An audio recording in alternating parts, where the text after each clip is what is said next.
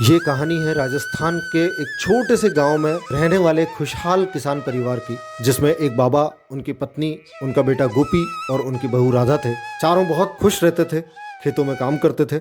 एक दिन गोपी खेत में काम कर रहा था, कहीं से एक सांप उसके पैर की तरफ आया और देखते ही देखते वो उसके पैर में डस के वहाँ से चला गया।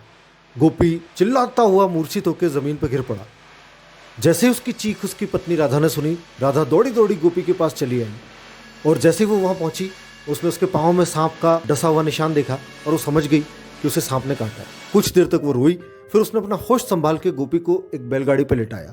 इतने में बाबा वहाँ पे आके बोले कि हम लोग गोपी को झाड़ फूक करवाते हैं, जिससे कि गोपी की जान बच जाए।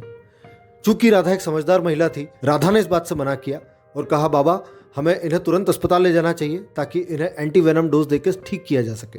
कुछ देर तक बाबा ने सोचा और बाबा ने कहा, ठीक है। राधा गोपी को लेकर अस्पताल की तरफ चल पड़ी। अस्पताल पहुंचते ही तुरंत डॉक्टर ने गोपी का इलाज शुरू कर दिया और गोपी को एंटी वेनम इंजेक्शन के डोज दे दिए और राधा को कहा कि हमें गोपी को 5 घंटे निगरानी में रखना होगा, जिससे कि कॉम्प्लिकेशंस अवॉइड किए जा सके। चिंता की बात नहीं है, गोपी ठीक हो जाएगा। सभी गांव वाले वहां पहुंच गए। वो गोपी की हालत देख के खुश थे। उन्होंने डॉक्टर साहब से पूछा, डॉक्टर साहब क्या ये ज़रूरी है कि सांप के काटने पर मरीज़ को अस्पताल ही लाया जाए?